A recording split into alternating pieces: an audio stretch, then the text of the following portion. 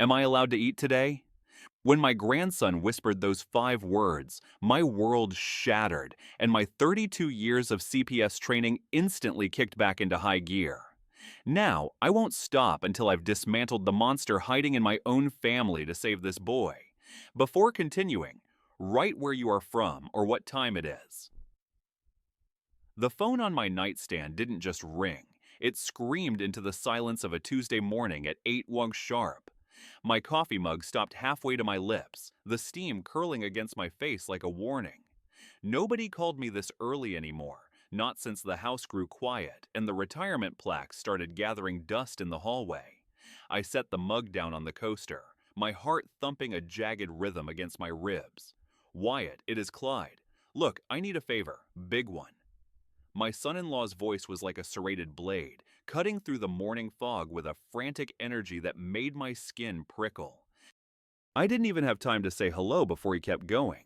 Emergency trip to Seattle, client crisis. Can you take Zach?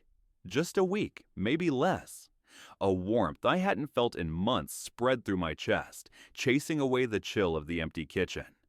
I barely saw my grandson these days, only catching glimpses of him during stiff holiday dinners or quick handoffs in driveway rain. Of course, I said, my voice steadier than I felt. You know I love having him. I am already on my way. Be there in 30. Click. The line went dead before I could ask about school, clothes, or if he still had that allergy to peanuts. I stared at the phone, the plastic cold against my palm. 32 years. I had spent 32 years as a CPS social worker, walking into kitchens where the air felt too thin and the smiles were too tight. My gut, the one that had never lied to me in 3 decades of service, was already churning. 30 minutes later, tires squealed in my driveway with a violence that sent a flock of crows scattering from my oak tree. I made it to the front porch just as the door of Clyde's silver Mercedes flew open. Zach climbed out, clutching a backpack that looked bigger than he was, his small frame hunched under the weight. Hey Clyde, come in for coffee, I called out, stepping toward the car. Can't, flight is at noon. Zach, be good for Grandpa. Clyde was already backing the car out before Zach's feet were even firm on the gravel. Wait, does he need any special instructions? He is fine. Gotta go. The car door slammed with a finality that echoed off the garage. He drove off like his car was on fire, leaving a cloud of exhaust and a silent 10-year-old boy standing on my porch. I looked down at Zach. He was wearing a jacket that was too thin for a damp Portland morning, his hands gripped so tightly around his backpack straps that his knuckles were the color of salt. Well, buddy, looks like you are stuck with me for a while. I reached out to grab his bag, but he flinched. It was a tiny movement, a microsecond jerk of the shoulder, but it hit me like a physical blow. I had seen that flinch 1,000 times in 1,000 different houses. I ignored it for now, forcing a smile. You hungry? I was thinking pancakes. He nodded but didn't speak. We walked into the kitchen, the floorboards creaking under our feet. I pulled out my mixing bowl, the good one with the chip in the rim that my daughter Isadora used to tease me about. She had been gone 3 years now, and some mornings I still set out an extra coffee mug by mistake. Your mom loved these pancakes, I said, cracking eggs into the bowl with a practiced flick of the wrist. Used to eat 6 at a time. Can you believe that? Zach sat at the table, his feet dangling several inches above the floor. He said nothing. I added extra chocolate chips, the kind that melt into little pools of sugar. Your favorite, right? He barely nodded. The batter sizzled when it hit the pan, the smell of vanilla and butter filling the room. I flipped the first one, watching it land perfectly gold and steaming. I piled them onto a plate, added a slab of butter, and drowned them in syrup until they were a sticky mountain of breakfast. I set the plate in front of him with a fork and a glass of orange juice. He stared at the plate. He didn't move. He didn't even pick up the fork. Buddy, why aren't you eating? I asked, leaning against the counter. They are getting cold on you. Silence. He just stared at the chocolate chips. Zach? He looked up at me then. His eyes were Isadora's eyes, that same dark brown that used to see right through my excuses when she was a teenager. But these eyes had something else in them, They were wide, wet, and filled with a terror so deep it made my spatula feel like a lead weight in my hand. "Grandpa!" His voice came out barely above a whisper, the sound of a dry leaf skittering across pavement. "Am I allowed to eat today?" The spatula clattered onto the stovetop, scattering droplets of batter across the burner. My reading glasses slipped down my nose. "What?" I asked, my voice cracking. "Of course you can." "Why wouldn't you be?" Zach burst into tears. These weren't the normal tears of a kid who scraped his knee or lost a game of checkers. These were the tears of someone who had been holding a dam together with his bare hands for too long, and the wall had finally given way. His thin frame shook so hard the table rattled, and his hands gripped the edge of the wood until his fingers turned white. I stood frozen in my kitchen. 32 years of case files, interviews, and other people's children flashed before my eyes like a deck of cards being shuffled. I had walked into houses where kids slept on dirt floors, and I had seen the worst things humans could do to each other. But this time, the child crying at my table had my daughter's eyes. I wiped my hand on a dish towel and sat down across from him. "Hey." I kept my voice soft, the professional tone I used when the world was falling apart. "Of course you can eat. You can eat anything you want here, okay?"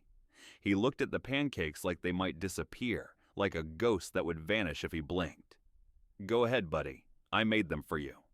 His hand trembled as he reached for the fork. Then he ate. He didn't just eat, he devoured. He didn't chew.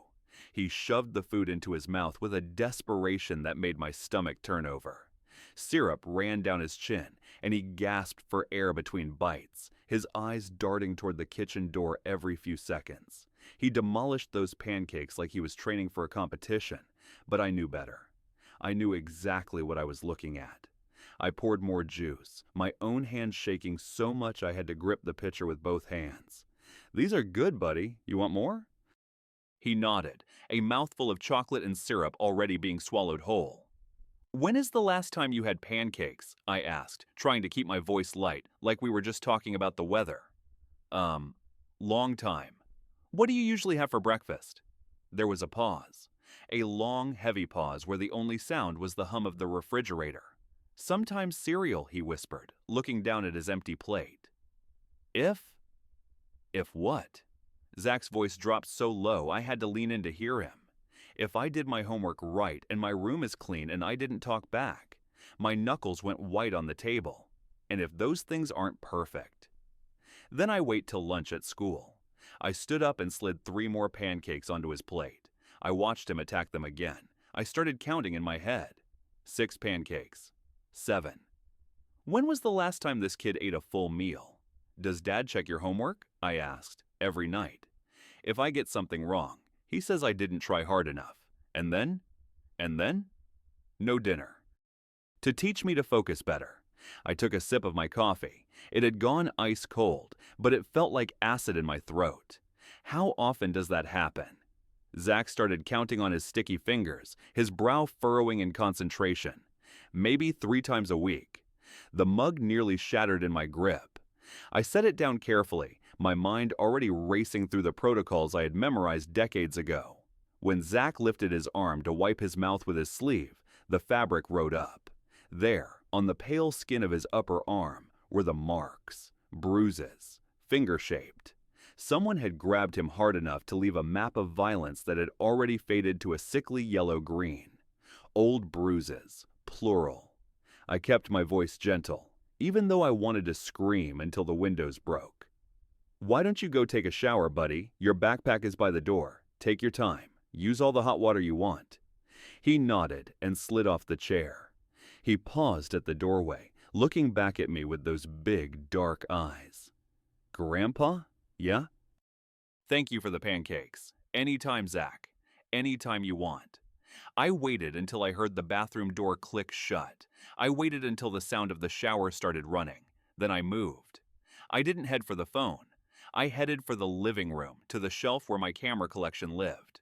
I reached past the expensive Nikons and the Leica, grabbing a Polaroid Sun 600 from 1983. I walked back into the kitchen and started photographing everything. The backpack barely unpacked, The empty plate with the syrup smears. I pulled out my phone and opened the Notes app, my thumbs flying across the screen. Tuesday, May 6th, 8:51 a.m. Subject is male, age 10, approximately 60 dollars. I paused. My grandson was 10 years old and he weighed 60 lb. I felt a cold, hard resolve settle in my gut. I photographed the timestamps on my phone, made notes about the bruises, and wrote down every word Zach had said.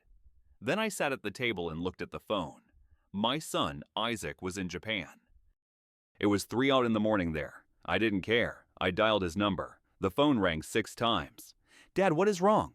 When did you last see Zachary? I asked, skipping the pleasantries. What? It is 3 in the morning. Answer me, Isaac. When did you last see your nephew? A pause. Christmas. No, before. September, maybe. Why? What happened? He is here. Clyde dumped him off for a week. Okay, that is good. You love spending time with him. Isaac, your nephew just asked me if he is allowed to eat today. The silence stretched across the Pacific Ocean, heavy and suffocating. He what? You heard me. Clyde is starving that boy as punishment. He is covered in bruises. I need you to wire me money for a lawyer. How much? $5,000 to start. Done. Dad, are you? I am sure. I am going to destroy him. I hung up just as the shower stopped. I heard Zach moving in the bathroom. I took my notes, my Polaroid, and walked into my office. I found a worn composition notebook in the bottom drawer, its cover soft from years of use. I hadn't opened it since my retirement party. I flipped to a blank page and wrote in the same neat handwriting I had used for 3 decades. Case file. Zachary Garrett, victim age 10. I paused, drew a single line through the words case file, and wrote above it, my grandson. This time, it was personal. Wednesday morning arrived with a gray rain tapping against the kitchen window. I stood at the stove making scrambled eggs, the composition notebook open on the counter next to me like a tactical map. Page 1 was full. Page 2 was waiting. Zach shuffled in, wearing a pair of borrowed pajamas that hung off his frame like a sail on a broken mast. During his shower the night before, I had seen the true extent of the damage. Every rib was visible. His hip bones jutted out like handles. He looked less like a boy and more like a sketch of one. Morning, buddy. Hungry? He nodded. He always nodded. He never said no to food now, like he was trying to fill a hole that had no bottom. I slid eggs onto his plate, added 3 slices of toast, and poured a large glass of juice. Hey, Zach, mind if I take some pictures? Just memory photos for our week together. He shrugged, his mouth already full of eggs. I snapped the Polaroid. The camera whirred and spat out the square. I set it aside to dry, making notes on the white border. Wednesday, May 7th, 8:15 a.m. After breakfast, I set him up in the living room with paper and colored pencils. I sat on the couch with a thick book, my old copy of War and Peace. I hadn't opened it in 20 years. Inside the hollowed-out center sat my voice recorder. I hit the button and set the book on the coffee table between us. What are you drawing? My house, he said. I looked at the paper. It was a house of dark lines and small windows, everything colored in heavy black and gray. There was no sun in Zach's world. That is your house with your dad? Yeah. What is it like there? He shrugged. Kids always shrug when they are hiding a bruise. Grandpa? Yeah, buddy. Do you think I am bad? My stomach dropped. I had to force myself to keep breathing. What? No. Why would you think that? Dad says if I was better, I wouldn't need so much discipline. I set my book down, making sure the recorder was still positioned right. Now, what kind of discipline? You know, timeouts, going to bed early, stuff like that. What about the meals, Zach? You told me about missing meals. His pencil stopped moving. The lead snapped against the paper. I shouldn't have said that. It is okay. I am your grandpa. You can tell me anything. But what if you tell Dad? I won't tell your dad, I promised. And it was the truth. I wasn't going to tell Clyde a thing. I was going to tell a judge. That afternoon, I made my first mistake. 32 years of training, and I let my heart get in the way of my head. We had been sitting there for 3 hours, and my patience was wearing thin. I wanted the smoking gun. I wanted the words that would end Clyde forever. Zach, can we talk about these bruises on your arms? How did you get them? His face changed instantly. It shut down like someone had hit a kill switch. It is okay. I want to help. Does your dad grab you when he is angry? I don't want to talk about it, he said, standing up so fast the pencils rolled off the table and scattered across the hardwood. Zach, wait. You are just like the school counselor, he shouted, his voice high and thin, asking questions, making it worse. He ran to his bedroom and slammed the door. The sound echoed through the house, a sharp crack that felt like a gunshot. I sat there staring at the closed door, the voice recorder still spinning inside the book. I had just interrogated a traumatized child like a rookie fresh out of the academy. I spent Thursday rebuilding the bridge I had blown up. I made chocolate chip cookies at 11 p.m. Wednesday night, the smell of sugar and scorched flour keeping me company while the rest of the world slept. Thursday morning, I slid the bowl of dough toward him. Want to lick the spoon? He hesitated, his eyes darting to the door. Your mom used to steal the whole bowl, I said, leaning back. I would turn around and she would be eating raw dough with her hands. A small smile touched his lips.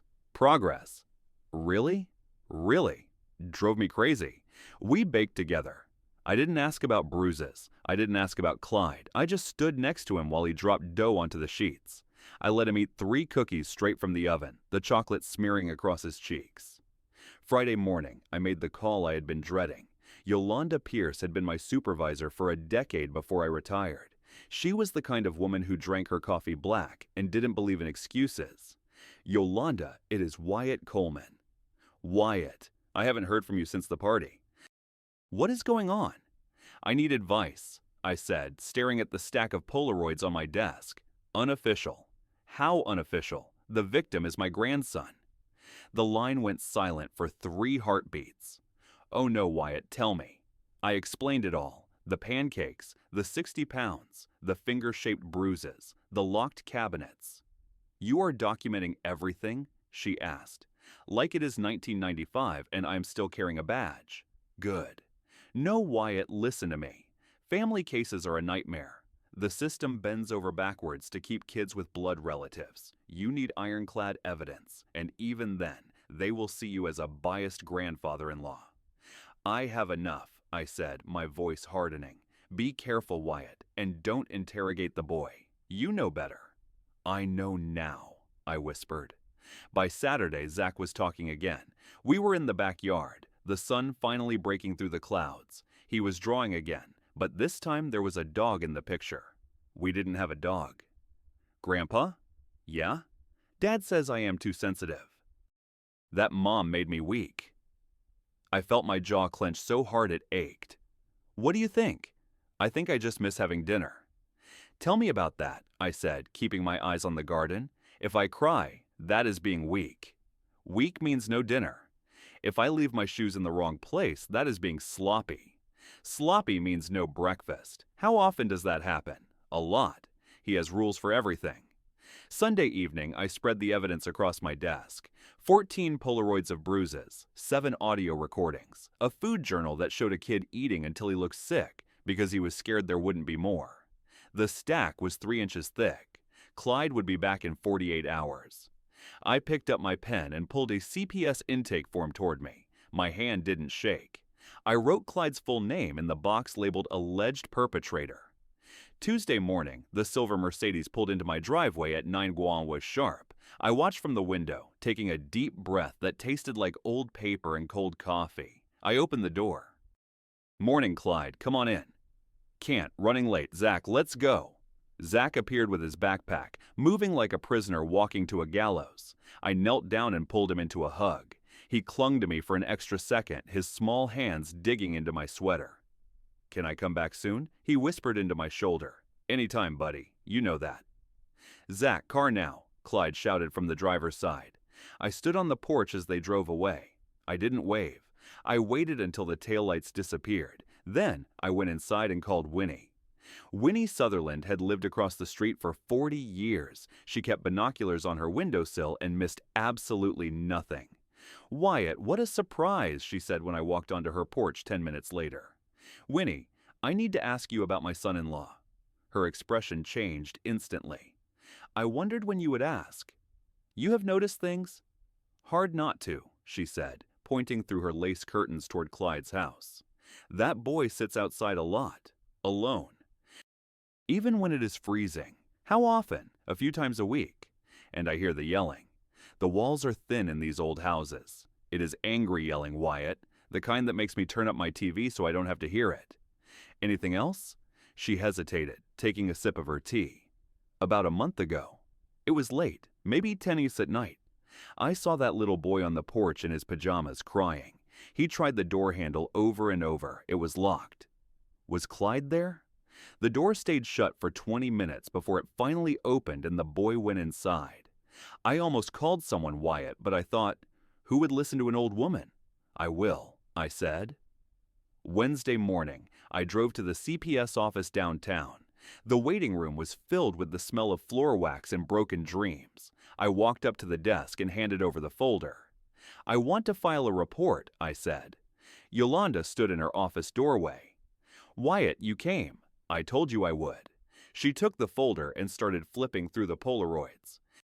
I watched her professional mask slip. Her eyes went wide when she hit the pictures of the bruises. "Finger-shaped," she whispered. "Classic restraint pattern. You trained me to recognize them," I reminded her. She listened to the recordings, her face darkening with every word Zach spoke. "Systemic food deprivation," she said, her voice trembling with rage. "This is war, Wyatt. You know that, right? He will know it was you. I don't care. The family court will be involved. He will lawyer up. He will fight. So will I." Yolanda clicked her pen. "All right. I am opening a case. We will conduct a home visit within 48 hours, unannounced." I drove home through the afternoon traffic, a strange calm settling over me. I walked to my camera collection and reached past the Nikons for an old FM2 from the 90s. The film canister fought me, but my hands remembered the moves. Load, advance, check the counter. I set the camera on my desk. The Polaroid had captured the truth of the week, but the Nikon had documented my worst cases: meth houses, broken bones, and children who had learned to stop crying. "Old friend," I said to the camera, my voice steady in the quiet room. "One more round." Thursday morning. The silence in my house felt like a physical weight. I made coffee and waited. My phone sat on the kitchen table next to the Nikon, both loaded and ready. Yolanda had promised action within 48 hours. It had been 36. The call came at 11:30. Clyde's name lit up the screen like a flare. I took a sip of coffee, let it ring 3 times, and hit speaker. "Hello, Clyde. You son of a bitch." The scream was so loud I had to pull the phone away from my ear. "This was you. You called CPS on me." I kept my voice level, the same way I talked to frantic parents in the field. I expressed concern about my grandson's welfare. That is what grandfathers do. "You had no right. He is my son, and he is my grandson," I countered. "My dead daughter's son. You have no idea what it is like raising a kid alone. You have no idea what I have eyes, Clyde. I have documentation. I have medical evidence." The line went quiet. I could hear him breathing, heavy and ragged like a cornered animal. "You are never seeing him again," he hissed. "You hear me? Never." "Try it," I said. "See how that plays in family court when the judge asks why you are preventing supervised visits." "Supervised? What are you? You will be hearing from the agency about the investigation timeline, Clyde, and get a lawyer. You are going to need one." I hung up. My hand didn't shake, not anymore. He was threatening to keep me from Zach, like I hadn't spent 30 years navigating the very system that was about to swallow him whole. My phone buzzed again, a text from Yolanda. "Visit complete, medical exam scheduled for 2 p.m. He knows it was you." I typed back. "Good." Yolanda filled me in later. She and an Officer Martinez had knocked on Clyde's door just as he was about to take Zach to school. Clyde had tried to slam the door, but the officer's boot had been faster. They found Zach's room sparse and cold. But the kitchen? The kitchen was the real horror show. The cabinets were fitted with actual padlocks. The freezer had a combination lock on it. Yolanda had photographed it all. They had interviewed Zach separately. The boy had answered every question in a whisper, his eyes fixed on the floor. When they asked if he always got breakfast, he had paused for a long time before saying, "If I deserve it." The medical exam results came in that afternoon. 60 pounds at age 10, multiple bruises in various stages of healing, signs of chronic malnutrition, stunted growth, and vitamin deficiencies. The doctor's report used words like systematic and long-term. At 2 Sahars, I drove downtown to meet Ivan Palmer. Her office was on the 14th floor of a glass building that looked out over the river. She spread my documentation across a massive oak conference table and made a low, sharp whistle. "Mr. Coleman, this is remarkably thorough. I wanted to be prepared." Prepared? Most clients bring me a napkin with bullet points. You brought me a prosecutable case. Is it enough? "The photographs alone show restraint abuse," she said, tapping the Polaroids. "The recordings establish a pattern. The food diary proves neglect. I will take the case." She told me her retainer was $3,000. I had already wired $5,000 to my account from Isaac. It turns out revenge is cheaper than I thought. "Good," I said, "because Clyde is going to fight dirty." "They always do when they are losing," Ivan replied. By 6 p.m., the whole neighborhood knew. Winnie had done her job well. She had told everyone at the coffee shop, and by 4 p.m., my phone was buzzing with texts from numbers I didn't recognize. "Mr. Coleman, this is Diane from 2 streets over. Winnie gave me your number. If you need anything, let us know. Wyatt, it is Marcus from the hardware store. Heard about the boy. We are here for you." The community was circling the wagons, but they weren't circling them around Clyde. Thursday night, I sat in my dark living room. The text from Yolanda arrived at 9:47 p.m. "Case opened. Investigation active. Medical exam confirms malnutrition. Mandatory follow-up scheduled. He hired Thomas Brennan. Expensive and aggressive. Brace yourself." I scrolled through my photo album titled Evidence. 43 photographs, 7 audio recordings, 12 pages of notes. I typed back, "Let him come." Then I saw a photo Diane had sent me. It was Clyde and Zach at the park. Ice cream cones, swings, a perfect performance. Clyde was crouching next to him, forcing a smile that didn't reach his eyes. I zoomed in on Zach's face. He was eating chocolate chip ice cream, his supposed favorite. But he looked mechanical, like someone had a gun to his back. "We are all watching now," I whispered to the empty room. Tuesday afternoon, I got the call I had been waiting for. Supervised visitation approved. First visit at 3 hours. The CPS office had a small playroom for these things. Beige walls, donated toys, a table with coloring books. A worker named Linda briefed me in the hallway. "Mr. Coleman, you have 1 hour. I will be present the entire time. The child may be reserved." "I worked for the agency for 32 years, I said. She looked up from her clipboard, her eyebrows shot up. "Then you know the rules." She opened the door. Zach was sitting at a table with Clyde, coloring with a black crayon. His head snapped up when he saw me. The crayon dropped. "Grandpa." He ran across the room and crashed into me, locking his arms around my waist. He buried his face in my shirt, his shoulders shaking. "Hey, buddy, I missed you too." From the corner, Clyde's voice came out tight and cold. "Zach, don't be dramatic." Linda immediately made a note on her clipboard. Zach wouldn't let go. I knelt down and looked at him. He had lost even more weight in the few days since I had seen him. There were dark circles under his eyes. "You okay?" He nodded, but his grip on my arm stayed tight. We spent the hour playing with blocks, but Zach stayed glued to my side. Every few minutes he would glance at Clyde, then back to me. "Grandpa, when can I come stay with you again?" "Soon, buddy. We are working on it." "Can I stay forever?" My throat tightened. "Would you like that?" He nodded so hard his whole body moved. Clyde stood up fast, his chair scraping the floor with a screech. "That is enough. He is confusing the boy." Linda didn't even look up from her notes. "Mr. Garrett, sit down. You are not permitted to interrupt visitation." Clyde sat. His jaw was working like he was chewing glass. His eyes were pure, cold fury. The contrast was visible to everyone. Zach was laughing with me, then going stiff and silent the moment Clyde spoke. A child comfortable with his grandfather, but terrified of his father. Linda saw it. She wrote it all down. After the visit, I sat in my car in the parking lot. I didn't turn the engine on for 5 minutes. Victory felt a lot heavier than I had expected. Isaac called from Japan that evening. "Dad, how did it go?" "He ran to me," I said. "He wouldn't let go." "That is good, right?" "Isaac, I saw old pictures today. Clyde with baby Zach. He was a good father once, before Isadora died." "Dad, don't do this," Isaac warned. "Do what?" "Feel sorry for him. He starved your grandson. I know. You taught me something when I was a kid, Dad. Remember? Good intentions don't erase bad actions." I looked out at the rain. "You are right." "Finish this," Isaac said.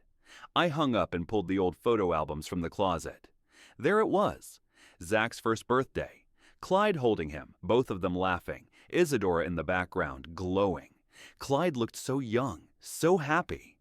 "What happened to you?" I wondered. "What broke?" I knew what broke. The car accident, the sudden funeral, a single father with a traumatized 5-year-old, grief that turned bitter and controlling. It didn't matter. It didn't excuse it. I closed the album and walked to my laptop. I clicked on the video file from that first Tuesday morning. Zach's voice came through the speakers. "Am I allowed to eat today?"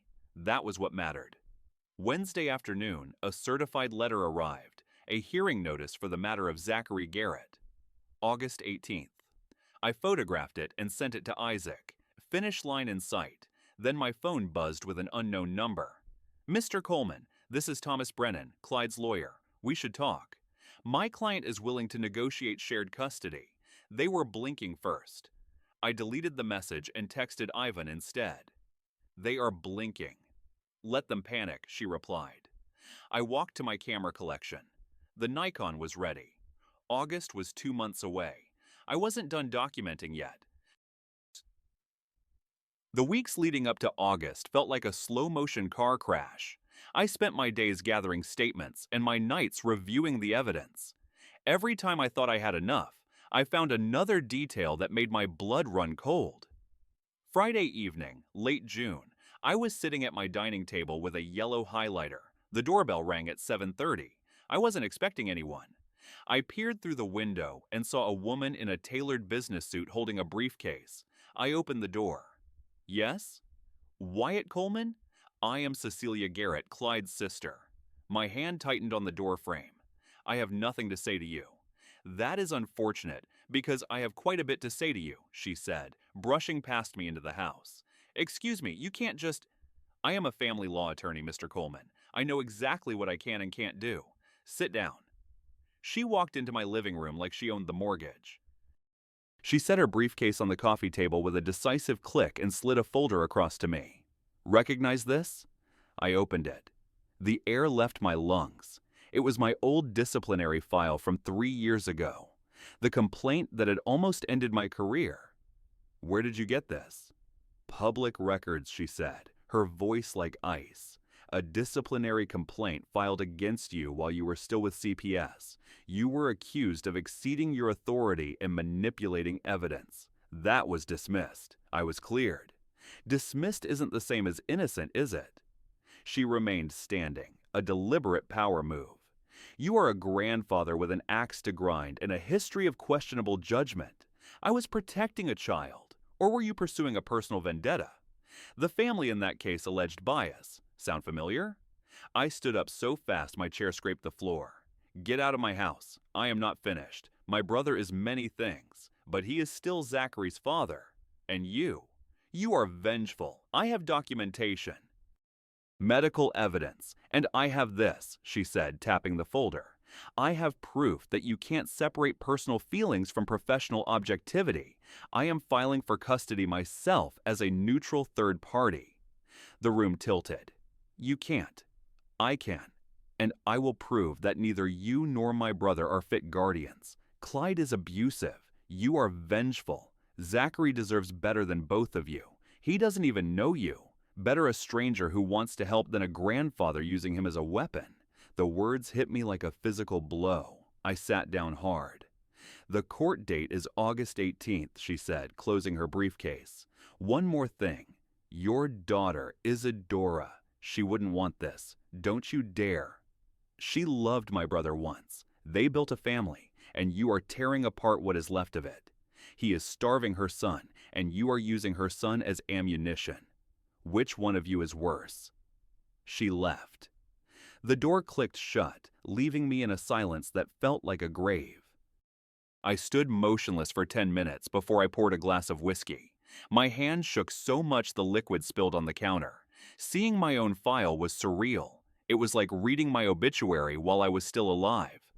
I called Isaac. It was 3:30 in the afternoon in Japan. Dad, what is it? She is going to take him, Isaac. Clyde's sister. She is a lawyer. She knows about the old complaint. Wait, what complaint? 3 years ago, a case went bad. The family filed a complaint. It was dismissed, but it is on the record. She is going to argue I am biased, that I am using Zach for revenge. Are you? The silence stretched long and heavy. Dad, are you using him for revenge? I am protecting him, I whispered. That is not what I asked. I don't know anymore, I said, my voice breaking. At 2:47 a.m., I sat in what used to be Isadora's bedroom. I held her high school graduation photo.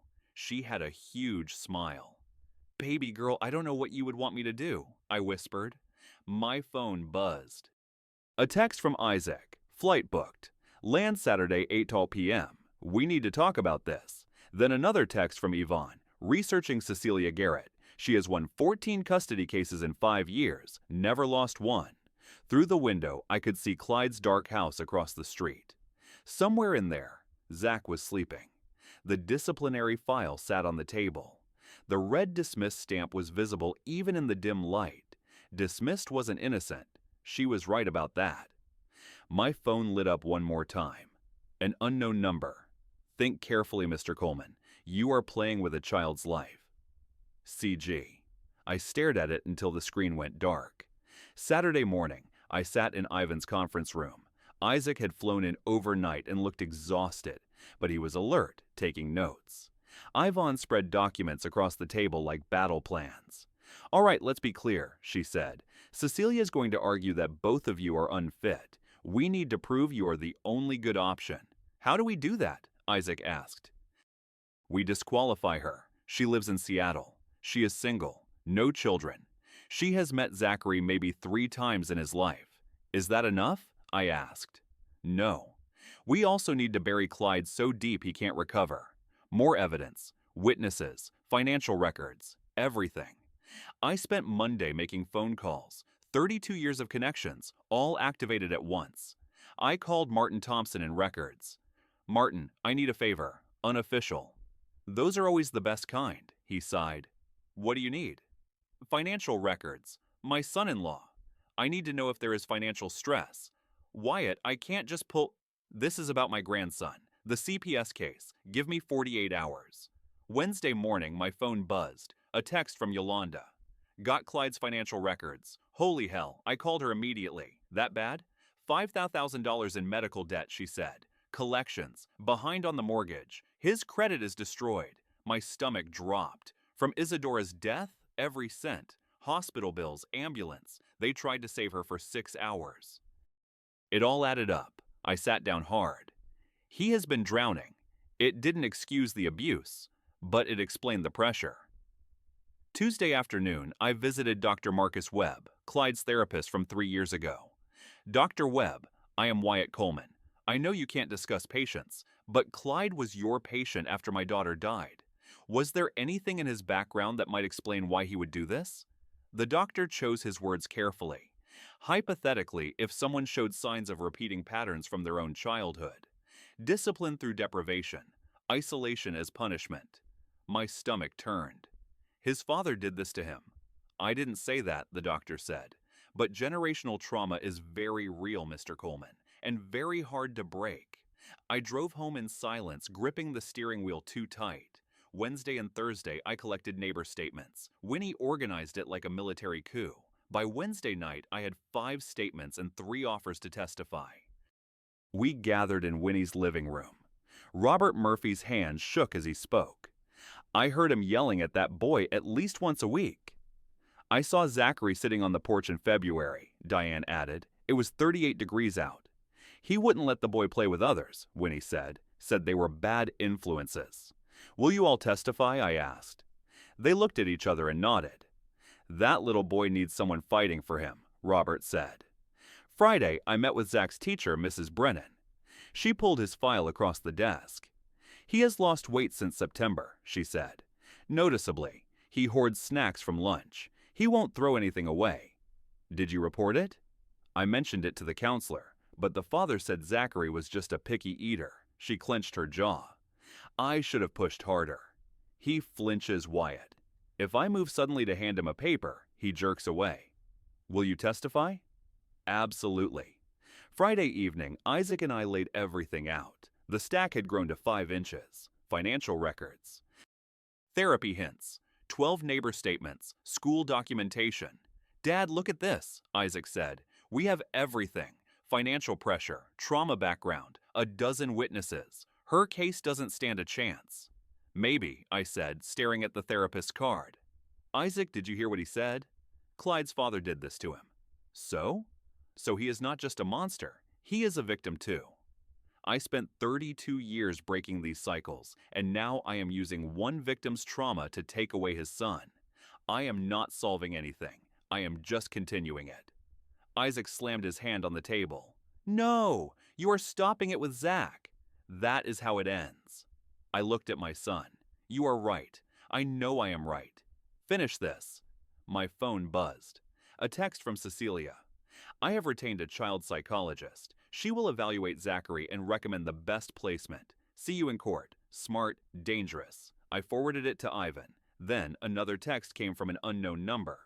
Mr. Coleman, this is Clyde. Please, can we talk? Just you and me. No lawyers, I need to explain. My thumb hovered over the delete button. Every instinct screamed not to engage, but something else whispered too. Maybe the man who had accumulated $5,000 in debt trying to save my daughter needed help, not just punishment. I typed back, Tuesday 2 p.m. Laurelhurst Park. You come alone. The park was quiet on Tuesday afternoon, the air thick with the smell of mown grass and coming rain. I sat on a bench near the duck pond, the Nikon FM2 hanging around my neck like a shield. I saw Clyde walking toward me from the parking lot. He looked like someone had hollowed him out with a spoon. He was thinner, his clothes hanging loose, his eyes recessed into dark hollows. He sat on the far end of the bench. Thank you for coming, he said. I didn't look at him. Talk. I didn't mean for it to get like this, he whispered. After Isadora died, I couldn't breathe. Everything felt like it was slipping away. Zach looks so much like her, Wyatt. Sometimes I look at him and it hurts so much I can't stand it. So you starve him? I asked, my voice cutting through his self-pity. You hit him. I never hit him. I grab him when he doesn't listen. I was trying to make him strong. My father always said the world is hard and you have to be harder. Your father was a monster, Clyde. I know, he said, and for the first time, I saw a tear track through the dust on his face. I swore I would never be like him. But the debt, the house, being alone. I just wanted one thing in my life to be perfect, one thing I could control. You don't control people by breaking them, I said. Clyde put his head in his hands. I am drowning, Wyatt. Cecilia says she can get me off. She says she can get Zach. But I saw him at the visitation. I saw how he looked at you. And then I saw how he looked at me. How did he look at you, Clyde? Like I was a ghost, he whispered, like he was waiting for me to vanish. I reached into my pocket and pulled out a photo. Not a Polaroid of a bruise, but a photo of Isadora at Zach's first birthday.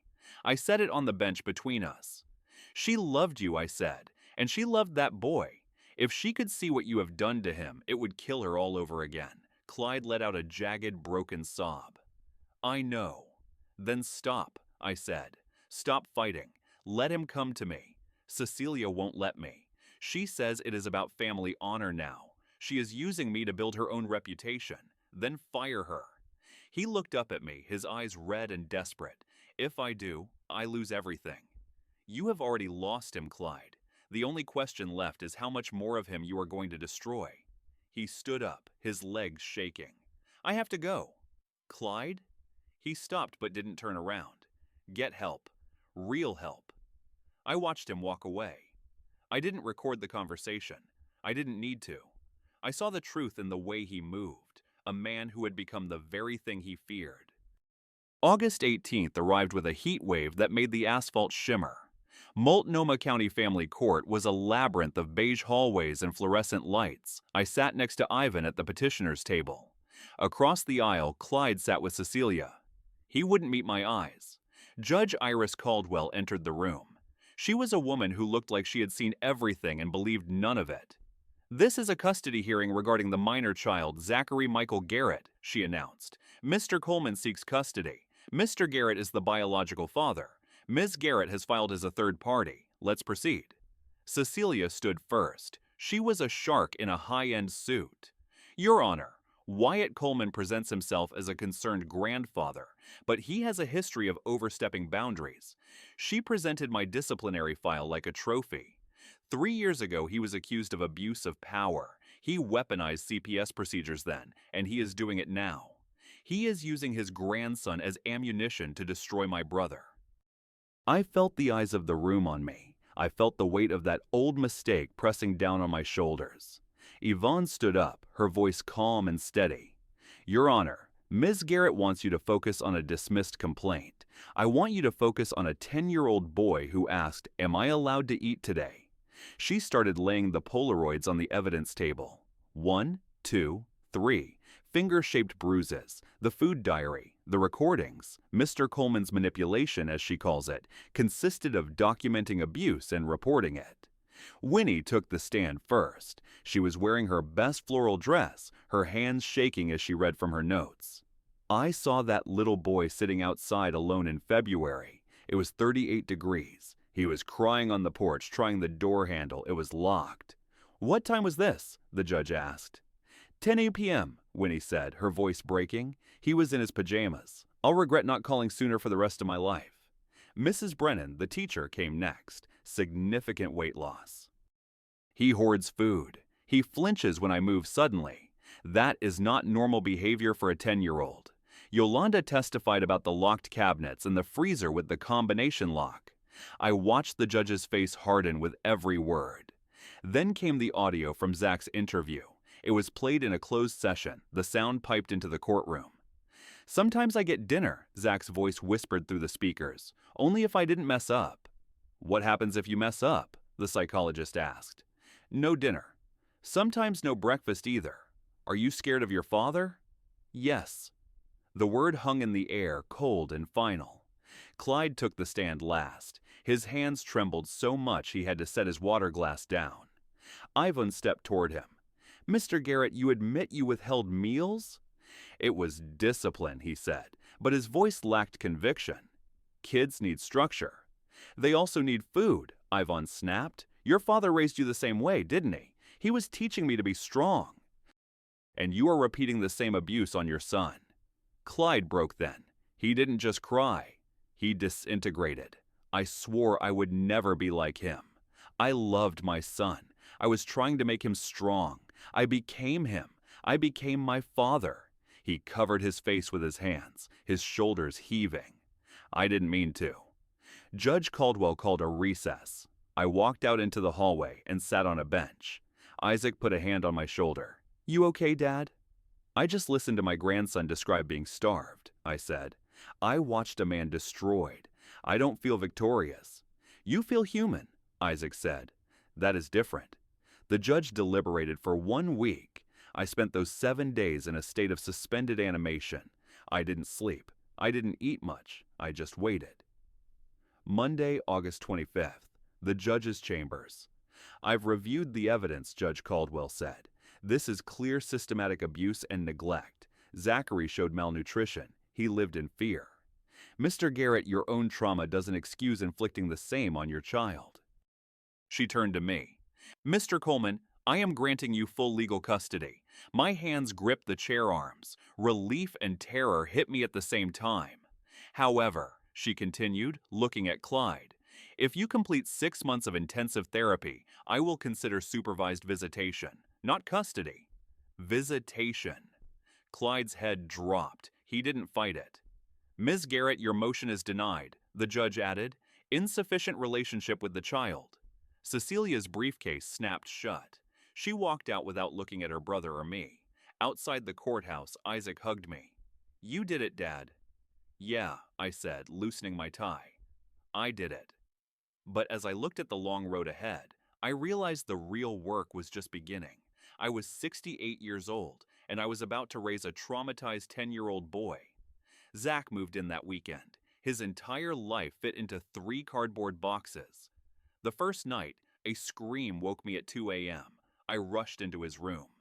Zach, buddy, it is okay. You are safe. I am sorry. I didn't mean to. Please don't. Shh, I said, pulling him into my arms. You are at Grandpa's house. You live here now. He slowly realized where he was. Grandpa, I am here. You are safe. He clung to me, crying into my chest. The nightmares came 4 times that week. Some nights I just slept on the floor in his room. My back complained every morning, and ibuprofen became my new breakfast. A week later, I discovered food hidden in his closet. Granola bars, crackers, apple cores wrapped in napkins. He was still waiting for the other shoe to drop. He was still waiting to be told he wasn't allowed to eat. I didn't take the food away. I just added more to the pile. In mid-September, Ivan called. Clyde has completed 6 weeks of therapy. He is requesting a visit. I sat down at the kitchen table. What does Zach think? He is scared, but he asked if his dad was okay. 1 hour, I said. At the park. I stay the entire time. Saturday morning, Laurelhurst Park. I positioned myself between Zach and the parking lot. Clyde arrived looking even thinner than before. Hi, Zach, he said, sitting on a bench but keeping his distance. Zach pressed against my leg and didn't respond. You don't have to talk to me, Clyde said. I just wanted to see you. I am in therapy. I am learning that what I did was wrong, that I hurt you. I am sorry. Tears ran down his face, and this time he didn't hide them. I loved your mom and I love you. I just didn't know how to show it. Zach's grip on my shirt tightened. I finally spoke. Clyde. He looked up. You have a chance now to break the cycle. Complete the work. Do it for yourself. I will, he whispered. Maybe in a year, if you've done the work, we can talk about more visits. Supervised, always supervised. Thank you, Clyde said. Don't thank me, I said. Earn it. The hour ended, and Clyde drove away alone. I looked at Zach. He was watching a squirrel run across the grass. Grandpa. Yeah, buddy. Can we have pancakes tomorrow? Anytime, Zach. Anytime you want. That evening, after Zach went to bed, I stood in the kitchen. The bills were piled on the counter. My back ached. I looked older in the mirror. But upstairs, my grandson was sleeping. He still had nightmares. He still hoarded food. But he was safe. I picked up Isadora's photo and traced her face. I did it, baby girl. He is safe now. I turned off the light and climbed the stairs slowly. I checked on Zach one more time. He was sleeping peacefully tonight. A small victory. I set the Polaroid of the 2 of us smiling on my nightstand. Tomorrow would bring more challenges and more bills. But tonight, we were okay. Sometimes, that is enough. The 6 months following the court ruling felt like a long, slow climb out of a deep canyon. My house, once a tomb of retirement and quiet memories, was now a loud, messy battlefield of healing. Zach was doing better, but trauma is a stubborn guest that doesn't like to leave. He still looked over his shoulder when he opened the refrigerator, and he still kept a small stash of granola bars under his pillow. By October, Isaac had managed to secure a 2-week leave from his post in Japan. When he walked through my front door, the air in the house seemed to lighten for the first time in years. He dropped his duffel bag and pulled Zach into a hug that lifted the boy right off his feet. Uncle Isaac, you are huge, Zach laughed, his voice sounding stronger than I had ever heard it. Military food, buddy, Isaac joked, though his eyes met mine over Zach's head with a look of deep relief. That night, we sat on the back porch while Zach slept upstairs. The Portland air was crisp, smelling of damp earth and wood smoke. Isaac handed me a beer and leaned back against the railing. "He looks different, Dad," Isaac said. "He is putting on weight. He doesn't look like a ghost anymore." "He is 72 pounds now," I told him, remembering the pride in Zach's eyes when we stepped on the scale at the doctor's office. "He is eating everything in sight, but the nightmares haven't stopped." Isaac took a long pull from his bottle. "And Clyde? Is he still doing the work?" "He is," I said, staring into the dark yard. "He calls once a week. He doesn't ask to talk to Zach. He just asks if he is happy. He sounds like a man who has finally realized he was on fire and is trying to wash off the soot." The peace was shattered on a Tuesday afternoon in early November. I was in the garage showing Zach how to change a tire on his bike when a black SUV pulled into the driveway. It wasn't Clyde's Mercedes. It was a vehicle that screamed corporate authority. Cecilia Garrett stepped out of the driver's seat. She wasn't wearing a suit this time, but her presence was just as sharp. She walked toward us, her eyes scanning the house and the yard with the cold precision of an appraiser. Zach immediately dropped the wrench and moved behind me, his hand catching the fabric of my shirt. "Wyatt," she said, stopping a few feet away, "I am not here for a fight." "Then you are in the wrong driveway," I countered, keeping my body between her and my grandson. "I have been reviewing the case files," she said, her voice devoid of any warmth. "My brother is a mess. His therapy isn't working as fast as the court wants. The medical debt is catching up to him. He is going to lose the house." I felt a pang of something that wasn't quite pity, but it was close. "Why are you telling me this?" "Because I am filing for a modification," she said, her eyes finally landing on Zach. "If he loses the house, his visitation rights are at risk. I am going to propose that Zach spends his weekends with me in Seattle. I have the resources. I have a stable home." "No," Zach whispered from behind me. "You heard the boy, Cecilia. He is staying here." "He is staying in a house with an old man on a fixed pension," she snapped. "I saw your financial disclosure, Wyatt. You are barely keeping your head above water. One medical emergency, one bad winter, and what happens to him then? I am his grandfather, and I am his aunt. I am the one who can give him a future that doesn't involve counting pennies for pancakes." She turned on her heel and walked back to the SUV. "Expect the papers by Friday." I stood there, the cold November wind biting through my sweater. I looked down at Zach. He was shaking, his face pale and his eyes wide with the old fear. "Grandpa, is she going to take me?" I knelt down and grabbed his shoulders. "Not as long as I'm breathing, buddy. Not as long as I'm breathing." But as I watched her drive away, I looked at my house. The roof needed work. The furnace was making a knocking sound that suggested it was on its last legs. Cecilia was a shark, and she had just smelled blood in the water. I went inside and called Ivan Palmer. Ivan's office was still high above the river, but the view felt much darker this time. She leaned back in her chair, tapping a pen against the modification papers Cecilia had served me. "She is playing the stability card, Wyatt," Ivan said. "In the eyes of the court, a high-earning attorney with a 4-bedroom home in a gated community looks better than a retired social worker in a 50-year-old house. But he is safe here. He is healing. I know that. You know that. But Cecilia is going to argue that you are providing a temporary solution, not a long-term future. She is going to highlight your age and your finances." "I have the community," I said, thinking of Winnie and Robert. "She will call them biased. She will call them enablers." I left the office feeling like the world was closing in. I drove to the park where I had met Clyde months ago. I sat on the same bench and watched the ducks. I realized then that I couldn't fight this the old way. I couldn't just document the past. I had to secure the future. I called Isaac. "Dad, I am at the airport. I am heading back to Japan." "What is wrong?" "Cecilia is coming for him," I said. "She is using my bank account as a weapon." Isaac was silent for a moment. "How much do you need?" "It isn't just about money, Isaac. She is right about one thing. I am 68. If something happens to me, Zach is back in the system or in her cold hands." "I'll quit," Isaac said. "I'll finish my contract in March and I'll move back. We can buy a bigger place together." "That is months away, Isaac. The hearing is in 3 weeks. I spent the next 14 days turning my life into a fortress. I hired a contractor to fix the roof, using the last of the money Isaac had sent. I invited Zach's teacher and the school counselor over for dinner, showing them exactly how he lived, how he smiled, and how he had stopped flinching. I even called Clyde. He answered on the second ring. Wyatt? Your sister is trying to take Zach to Seattle, I said. I know, he whispered. She told me it was the only way to keep him in the family. Is that what you want? To send him to a woman who doesn't know the color of his eyes?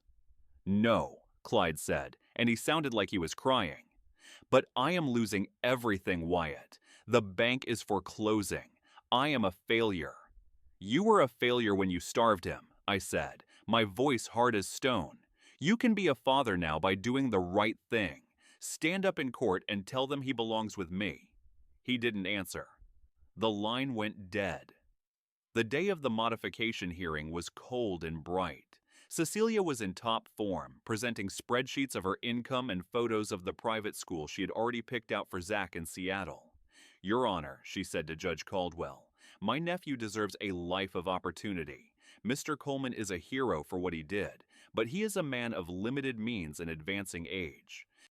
Zachary needs a guardian who can provide for him for the next 8 years and beyond.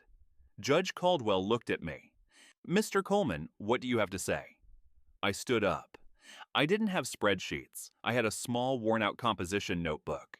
Your Honor, I have spent 32 years seeing children moved around like furniture because the upholstery looked better in a different room. Zach isn't a project. He is a boy who finally knows that when he wakes up, there will be food on the table. He knows that if he makes a mistake, he won't be locked out in the cold. I looked at Cecilia. You can buy him the best school and the biggest house. But can you tell me what he draws when he is happy? Can you tell me why he keeps an apple core in his pocket even though he knows he doesn't have to? Cecilia rolled her eyes. This is sentimentality, not a plan. It is a life, I snapped. The door at the back of the courtroom opened. Clyde Garrett walked in. He looked terrible, but he was wearing a suit that fit him. He walked to the front and stood next to me. Your Honor, may I speak? Clyde asked. Cecilia went pale. Clyde, sit down. Let him speak, the judge commanded. I am the reason we are all here, Clyde said, his voice shaking but clear. I broke my son, and Wyatt is the one who is putting him back together. My sister wants to give him a house. Wyatt has given him a home. I support Mr. Coleman's continued full custody. I want my son to stay where he is loved. The courtroom was so quiet you could hear the clock ticking on the wall. Cecilia looked like she wanted to scream, but she stayed silent. Judge Caldwell leaned forward. This court finds that the stability of the emotional bond and the proven progress of the child outweigh the financial advantages presented by the third party. Motion for modification is denied. I felt like I could finally breathe. I turned to Clyde, but he was already walking toward the door. He didn't look back. The victory in court brought a peace that lasted through the winter. Isaac returned for good in March, moving into the spare room and helping me turn the attic into a proper suite for Zach. The house was full of the sounds of construction and laughter. Zach was 11 now. He had grown 3 inches and was starting to show an interest in the cameras I kept on the shelf. I gave him the Polaroid Sun 600, the one that had started it all. Take pictures of the things that make you happy, I told him. He took a picture of the pancakes I made that morning. He took a picture of Isaac sleeping on the couch. And he took a picture of me, sitting in my chair with my reading glasses on a chain.